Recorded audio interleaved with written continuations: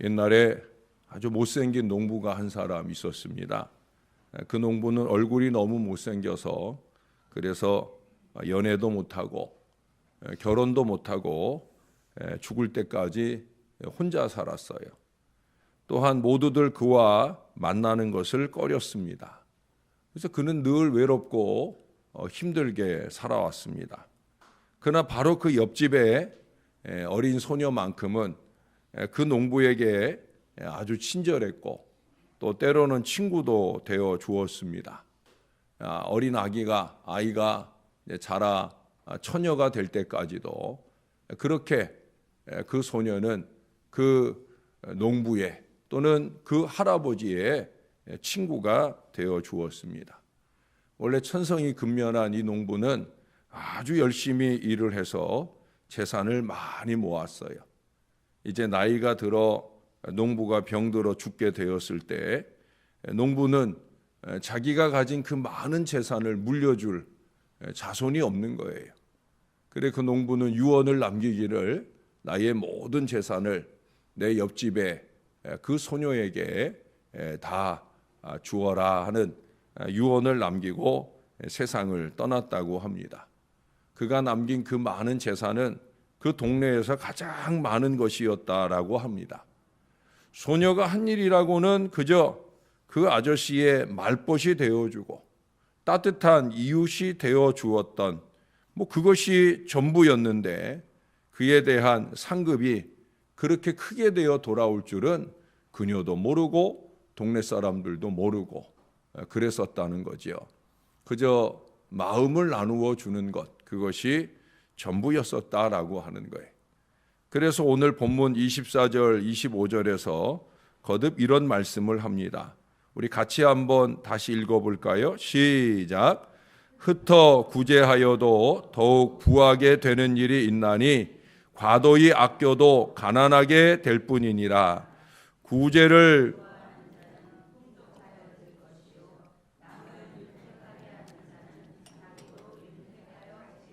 할렐루야. 우리가 구제라고 하면 그저 물질의 나눔만 생각하는데 그렇지 않아요. 23절, 27절의 말씀처럼 선한 소원을 가지고 노력하는 모든 마음과 행동이 다 구제입니다. 다시 말해서 마음을 나누어야 된다는 거예요. 좀 마음을 선하게 써야 된다는 거예요. 마음을 넓게 써야 된다는 거예요. 마음이 인색한 사람이 구제하는 법 없지요. 마음을 좀 나눌 수 있어야 밖으로 구제하고 나눌 거 없어요. 집안에 같이 사는 식구들에게 함께 신앙하는 우리 교우들에게 좀 마음을 쓰셔요. 마음을 좀 넉넉히 써야 됩니다. 어떤 사람은 많은 돈을 구제나 복지 사업에 쓰고도 마음에 없는 형식이요 위선이요 그것을 통해 무언가 얻을 기대가 있기 때문에 아름답고 온전한 구제가 되지 못할 때가 있습니다. 여러분, 구제의 출발은 선을 간절히 구하는 그 마음으로 이루어집니다. 그래야 그게 받는 사람에게도 참으로 유익이 되고 나누는 사람에게는 하나님의 복과 은총의 근거가 되는 거예요. 섬기고 나누는 것은 마음이 어떠하냐라는 것에 따라서 그것이 아름다워질 수도 있고 추해질 수도 있는 거예요. 똑같은 물질을 가지고 나누고 섬기는데 어떤 것들은 보기에 참 추하고 추하기 이를 데 없는 것들이 있어요. 그러나 적은 것을 나누어 줄지라도 그것이 그 섬김이 아름답고 훌륭한 경우들이 얼마나 많은지 몰라요. 종의 마음에 눈물을 일으키는 그런 일들을 얼마든지 많이 보게 되어집니다. 여러분 26절을 보세요. 곡식을 내놓지 아니하는 자는 백성에게 저주를 받을 것이나 파는 자는 그의 머리에 복이 임하리라. 뭔 얘기예요? 우리가 흔히 말하는 그 매점 매석이지요. 자기만 더 많은 이득을 보겠다고 물건을 사재놓고 필요로 하는 사람들에게 내놓지 않으면 저주를 받는답니다. 이게 사람들에게만 흉거리가 되고 저주를 받는 게 아니라 아마 하나님도 싫어하시는 일이 아닐까 하는 생각을 해요. 왜? 그 앞에 우리가 이미 10장, 11장에서 다 보아왔던 내용들이 그런 내용들이거든요. 팔 것은 자꾸 팔아야 되는 거예요. 상품만 그렇지 않아요. 우리의 복음도 마찬가지입니다. 은혜나 복음을 자기만 누리고 내다 전하지 않는 자는 예수님의 지상 명령을 무시한 죄에 대한 그 꾸중을 면치 못할 거예요. 복음은 자꾸 내다 팔아야 됩니다. 복음의 구제가 최선의 구제라고 하는 거예요. 값없이 받고 또 값없이 줄 수 있는 이 복음의 구제가 최선의 구제입니다. 예? 우리가 물질은 없어서 못 나눌 때도 있지만 저나 여러분 안에 복음은 있잖아요. 복음을 나누는 일에 열심히여야 합니다. 교회가 정한 그 전도하는 시간에만 빼꼼히 나와서 전도하는 게 전도가 아니라는 거죠.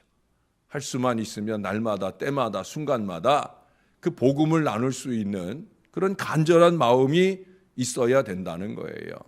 사람들이 물질 구제가 잘 안 되는 이유가 무엇이겠습니까? 28절의 말씀처럼 재물에 너무 집착해서 그런 거예요. 그런 사람들에게 오늘 24절은 이렇게 말씀하잖아요. 흩어 구제하라. 그러면 더욱더 부하게 된다. 과도히 아끼는 인색함으로 오히려 가난하게 된다. 그렇게 말씀하고 있어요. 여러분, 죄송한 얘기지만 지갑을 열어야 합니다. 돈꾀를 열어야 합니다. 통장을 열어야 합니다. 그보다 더욱더 마음을 열어야 합니다. 마음이 중요한 거예요. 이게 가능할 수 있는 방법을 디모데전서 6장 17절에서 19절까지 잘 말씀하고 있어요. 우리 같이 한번 찾아볼까요? 오늘은 그 말씀으로 말씀을 마무리해 가려고 합니다. 신약성경 디모데전서 6장 17절입니다. 제 성경으로는 341쪽인데요. 찾으셨어요? 제가 17절을 읽고 여러분들이 18절을 읽고 19절은 같이 읽겠습니다. 디모데전서 6장 17절입니다. 네가 이 세대에서 부한 자들을 명하여 마음을 높이지 말고 정함이 없는 재물에 소망을 두지 말고 오직 우리에게 모든 것을 후히 주사 누리게 하시는 하나님께 두며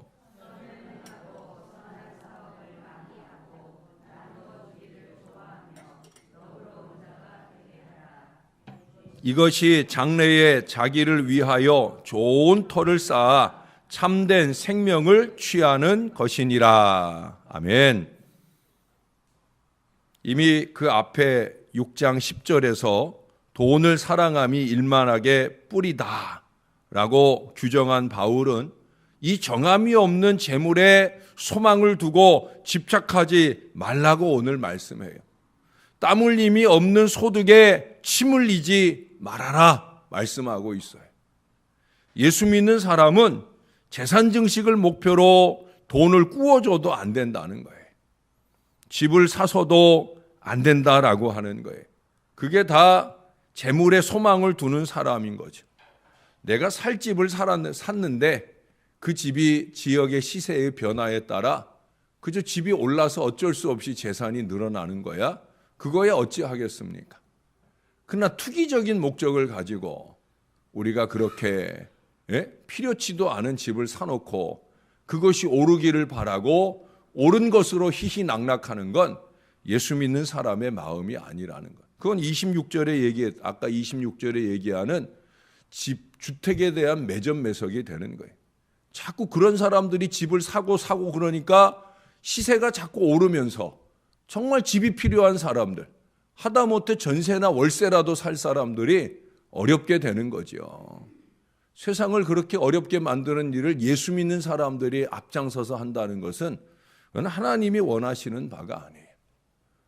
그런 사람들이 목사 앞에서 그것을 은혜로 말하고 축복으로 말할 때 참 마음에 한심한 생각이 듭니다. 그거 절대 은혜 아닌데, 절대 축복 아닌데, 여러분 잊지 말고 우리 하나님의 방법에 소망을 두어야 되는 거예요. 하나님의 말씀이 아니라 하시면 아닌 줄 알고 살아야 되는 거예요. 불의한 재물이 다른 게 불의한 재물이 아니에요. 뭐 남의 걸 속여 먹어서 도둑질해서 가져야만 불의한 재물이 아닌 거예요. 불의한 재물에 마음을 빼앗긴 이런 사람이 구제의 마음을 쓰는 일, 저는 그런 일을 절대 본 적이 없습니다. 선을 베풀고 나눌 마음이라면 그 선한 사업에 쓰는 물질도 선하게 마련되어야 되는 거예요. 제가 늘 자주 얘기하잖아요. 개처럼 벌면 개처럼 쓸 수밖에 없다. 정승 같은 마음으로 벌어야 정승같이, 예수 믿는 사람으로 벌어야 예수 믿는 사람답게 구제도 선한 일에도 인색하지 않게 나누어 그 나눔을 받는 이들에게 마음의 흡족함과 기쁨이 되어 수 있다는 거예요. 여러분 다시 한번 18절을 보겠습니다. 선을 행하고 선한 사업을 많이 하고 나누어 주기를 좋아하며 너그러운 자가 되게 하라. 이것이 장래에 자기를 위하여 좋은 터를 쌓아 참된 생명을 취하는 것이니라. 장래 자기를 위하여 좋은 터를 쌓아 참된 생명을 취하는 것이 뭐냐? 18절의 말씀이라는 거예요. 여러분의 장래를 위한 투기는 바로 이겁니다. 집에다가 은행에다가 쟁여두고 난 나눌 게 없다 하는 것은 신앙적인 미래관이 아니라는 거예요. 제가 전에 섬기던 교회에서 교회가 상가에 있다가 이제 땅을 마련하고 건축할 즈음이 되었을 때 우연히 어떤 집사님과 얘기를 나눈 적이 있어요. 그때 그 집사님이 그런 얘기를 하더라고요. 목사님, 교회가 건축을 하게 된다고 하면 제가 그분이 전세를 살고 있었는데 제가 전세를 줄여 가서라도 헌신하고 싶어요 라고 그렇게 얘기해 주시는 분이 있어요. 뭐 신앙생활을 오래 하신 분 아니에요. 아주 젊은 집사님이에요. 그때 제가 그러지 말라 했어요. 저는 그 물질을 잘하십니다. 그렇게 해서라도 헌신해야지요. 저는 이러는 목사 아닙니다. 마음만 받겠습니다. 그럼 마음만이라도 얼마나 아름다운 믿음입니까? 어리고 젊은 사람이 이제 예수 믿은 지 몇 년 안 되는 사람이 교회가 건축을 한다면 나는 전세를 줄여가서라도 그렇게 헌신하고 싶습니다. 옛날에는 그런 사람들이 많았어요. 오늘날에는 그런 분들 찾기가 쉽지 않지요. 제가 이번 주일에 잠깐 얘기를 하려 하는데 어제 제가 우리 동기 목사님네 교회에 우리 동기 목사님들이 모여서 그분이 이제 동기들을 모아서 이렇게 초청해서 어제 식사 대접도 하고 또 이분이 개척하고 20여 년 어렵게 목회했던 또 하나님의 은혜에 대한 이야기도 듣는데 그분의 이야기 가운데 그분이 그런 얘기를 하더라고요. 자기는 교인들한테 그런다는 거예요.